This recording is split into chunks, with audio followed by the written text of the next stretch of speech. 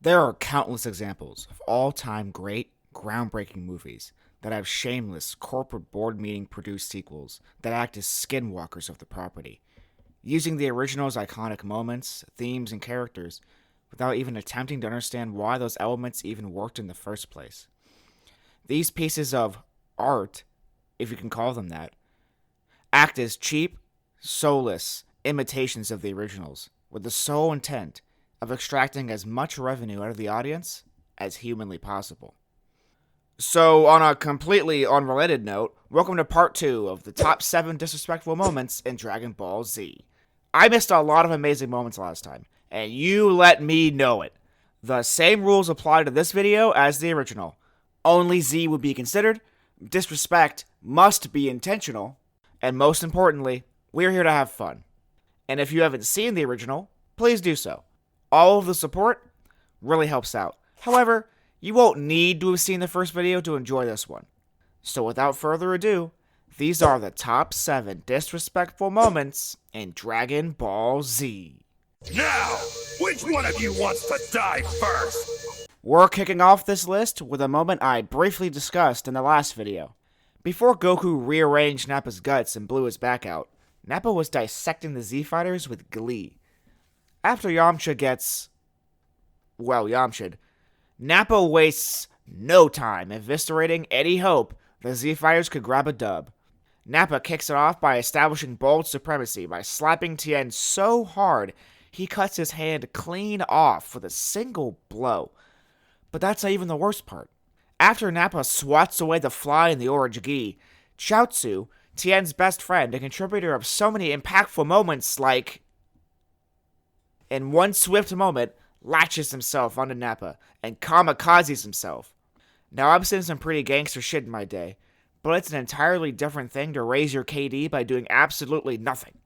But then, Tien uses up all of his energy in one final blow to take down the evil tyrant, only to pull a Chaozu and die accomplishing nothing. So this man Nappa straight up got a double kill while AFK. Truly a gaming legend. So Nappa is in heaven, cracking skulls and cracking cold ones, when the Z-Fighters do something. Krillin and Piccolo jump Nappa and are relying on Gohan to lay down the finishing blow in their team attack. But Nappa rolls a nat 20 in intimidation. Look at this nerd, he'll never be a Chad. After Gohan drops the input, Vegeta and Nappa give the Z-Fighters 3 hours of waiting time, so Goku can watch all of his remaining friends and family get slaughtered. So, Nappa has some time to kill. And what does he do? Shows the world that these hands are rated E for everyone. However, after the 3-hour period was the beginning of the end for Nappa. For starters, Krillin, of all people, contributes exponentially more than all of his friends combined by actually hurting Nappa. And he would have done more too if Vegeta didn't tell Nappa how bad it would look if Krillin had killed him. Then, after trying to kill a kindergartner, he kills Piccolo, the big bad of the series once upon a time. Which doesn't seem too bad for Nappa until you see Gohan's reaction. But before Nappa can get his revenge, the harbinger of Nappa's destruction arrives. This fight's outstanding. It expertly captures a feeling of impending dread and hopelessness. Nappa felt unstoppable as a kid. However, Nappa's big day out is overshadowed by a much more disrespectful moment. Speaking of... Fight you? No, I want to kill you. Holy shit, he's a Chad! Gohan's glow up from the beginning of this arc to the end is historically great. He went from being weaker than his 11-year-old self to treating Super Buu like the car from Street Fighter 2.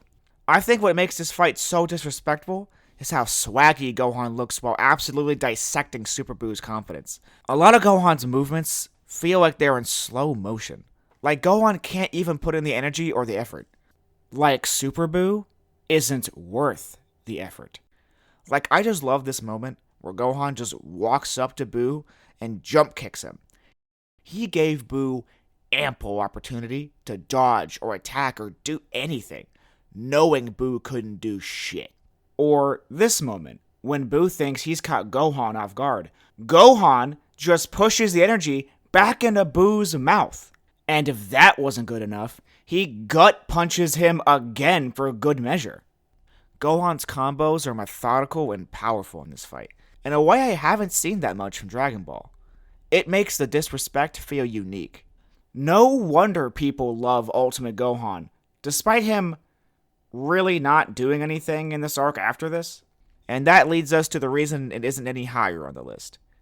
If Gohan kills Buu right here and now, this would easily be number 1 on this list. Screw that. This would be, arguably, Gohan's greatest moment. But unfortunately, Gohan, the highly educated scholar, gets outsmarted by Patrick Star after a harsh breakup. So, all in all, Gohan dropped the ball in this fight. Unlike the next spot in our list. You hate the fact that you're powerless to stop me, that you're completely outmatched. This moment right here is the most satisfying moment in the series by a long shot. After growing up in an apocalyptic future created by the androids, losing his only friend to them, after getting his shit kicked out of him time and time again, and literally being forced to bend the laws of space and time in order to even have a hope of defeating them, finally seeing Trunks get his salty get back is cathartic. And Trunks wastes absolutely no time setting the tone immediately. Trunks gives 18 the meanest right hook I've ever seen, treating this bitch like a rag doll and dodging her ki blast in the coldest way possible. Then, wasting absolutely no time at all, busts all over her face, finishing her off in milliseconds. You know, I taught him that one. But before 17 can even process what happened, Trunks busts in his face too. Not that there's anything wrong with that. It's actually quite refreshing. Look, I love me some DBZ, but seeing one, just one, character actually take care of a threat the second they can is nice. Speaking of, Trunks isn't done at just the androids. Cell is still on the loose in this timeline. Trunks taunts Cell over killing his precious objects of desire, then launching Cell over dozens of miles at least without even touching him. Then Trunks, just like with the androids, absolutely annihilates Cell, and the fight is over just as quickly as it began. The most disrespectful part of these fights is Trunks subtly throwing shade at all the other Z fighters, showing them how to get shit done, by stopping real villains like Cell before they become a threat. But, I mean, how bad was Cell when he was a threat, really? He should feel lucky. He's the first one to be touched by my perfect body. Perfect Cell was an absolute menace from the second he shoved 18 straight into his tail hole. Prior to Cell's perfection, Vegeta made Cell his bitch, and Cell remembered that. But before he can dethrone the prince, he has to deal with Krillin's rage. And it goes about as well as you'd expect. Krillin even gets to land his trump card for the first time against a major threat, and it accomplishes absolutely nothing. Poor guy can't get a win. Well, at least not until after the Cell Saga. Once Krillin is dealt with, it's the prince's turn. The second this fight begins, Cell has the largest shit-eating grin in the world, and that grin stays glued on Cell's face for the majority of the fight. And it's not hard to see why. Vegeta might as well be shadowboxing this fight, because none of his attacks can connect. Cell, however, can launch Vegeta through several mountains with a single, thunderous kick. That kick was so significant that Vegeta seemingly goes full scorched earth, hoping to finally wipe the smug grin off Cell's face. And surprisingly, Vegeta gets what he wants, as Cell looks to be on the ropes. And Vegeta is led to believe this just long enough for the truth to destroy his soul. So Vegeta thinks, man, my strongest attack didn't work.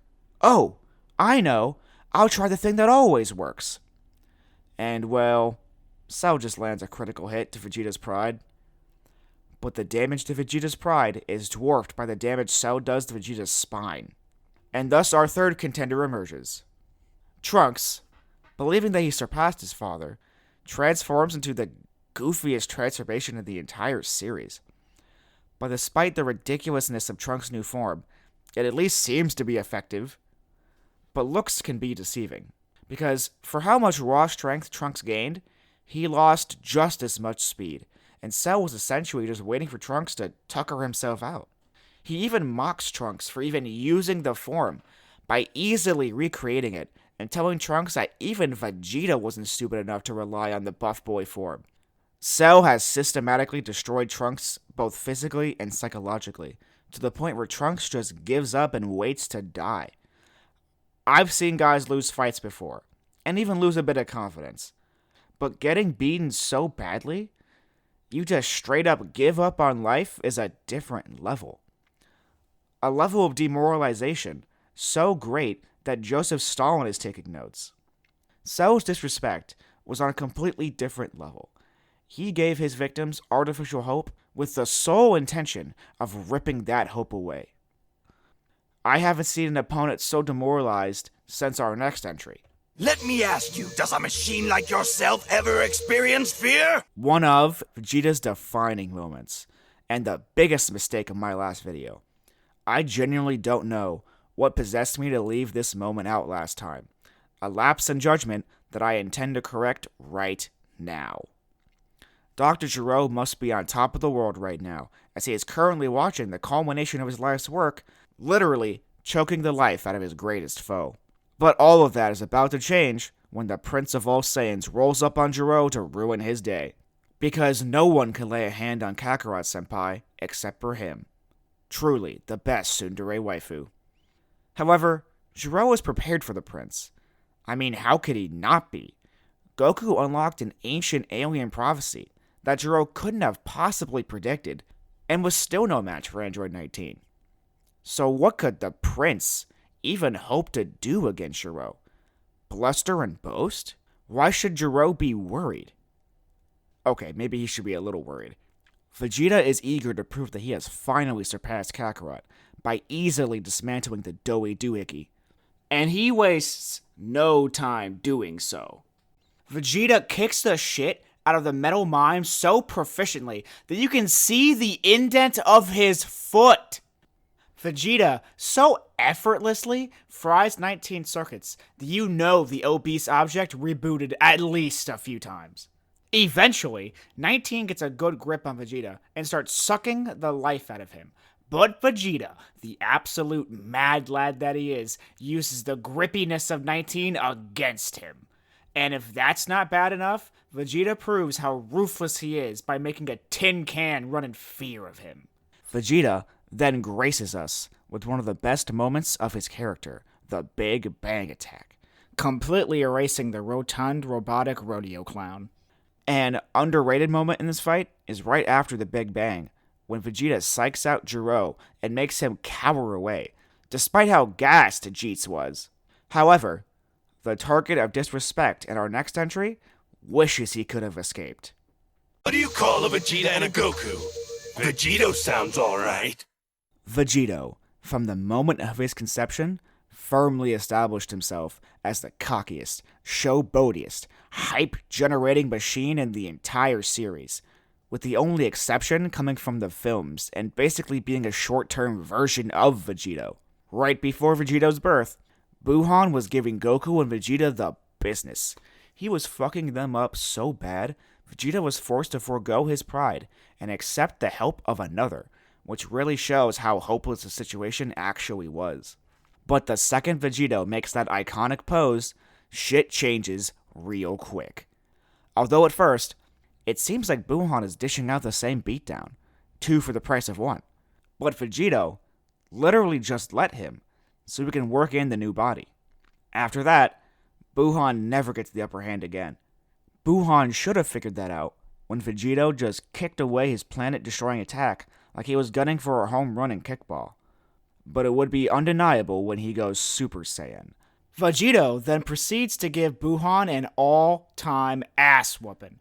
This man literally skewers Gohan like a kebab. He resists the inflation fetish that Gohan was trying to subject him to, and he punches straight through the barrier Gohan creates to protect himself. No matter what Gohan throws at Vegito, it gets swatted away with ease. And Gohan is punished with devastating counterattacks. Even when Gohan thinks he's won, when he uses his trump card, turning people into candy, Vegito still finds a way to beat his ass. The only thing that can stop Vegito is Vegito, as he allows himself to get absorbed to destroy Buu from the inside. I honestly would have been content with Vegito taking the win against Buu in this arc. But, with the ending being what it is, Vegito enters the series with style and plenty of disrespect off rip. However, Vegito's introduction isn't the best of the series. That title belongs to... You're about to find out what it's like to fight a real Super Saiyan. And I'm not talking about Goku. You know, watching this moment without knowing what happens beforehand must have been an absolute trip. Goku has just seemingly killed Frieza and refused to return on Earth so he can tame the Super Saiyan transformation. But oh no, Frieza lives! And he's back with a vengeance. And this time, Frieza pulls the classic bitch move of trying to get his dad to fight his battles for him. But with Goku far from Earth, Frieza is free to kill as many of Goku's friends as he wishes. Or so he thinks, because a strange man with a stranger getup cuts down all of Frieza's men. He even does that anime thing where the victims just kind of sit there lagging until they finally realize that they died. Well, except for this guy. Frieza did this man dirty. But what Frieza did was nothing in comparison to what Trunks is going to do. He starts off by showing Frieza that Goku isn't the only Super Saiyan, completely triggering Frieza's rage. But much like the rage of a rampaging toddler, Trunks bats away any attempted damage. And in response to Frieza's attack, Trunks showcases the massive distance between their strength in the most brutal way possible.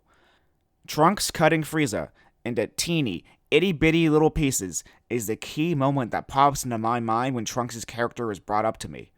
Finally defeating the androids is definitely more cathartic, but this moment is exponentially more memorable. Cutting down the most iconic antagonist of the series as if he were a common foot soldier, there is no moment more disrespectful from a meta perspective. After Trunks turns Frieza into filet mignon, he turns his attention to King Cold, who is significantly less concerned about his son's death than one would think. In fact, he's much more concerned with Trunks' sword than the brain matter that's smeared on it. Trunks actually allows King Cold to admire the craftsmanship of his blade. So, King Cold does what any person with a pulse could have predicted, and attempts to strike down the Super Saiyan swordsman. Only for Trunks to showcase exactly why he wasn't concerned, and blocks his sword with his bare hand, and quickly disposes of King Cold just as easily as his son. Trunks literally allows his enemy to use his own weapon against him just to style on him. And styling on his opponents is exactly what landed Trunks' introduction at the top of this list. Trunks' styling ability peaked right here, and honestly, I can't blame Toriyama. How else could you top this moment? Let me know in the comments. What was the most disrespectful moment in Dragon Ball Z? Are there any more that I missed? If you liked the video, like the video. And if you really like it, why not subscribe? I was the Boomer Zoomer, and I'm signing off.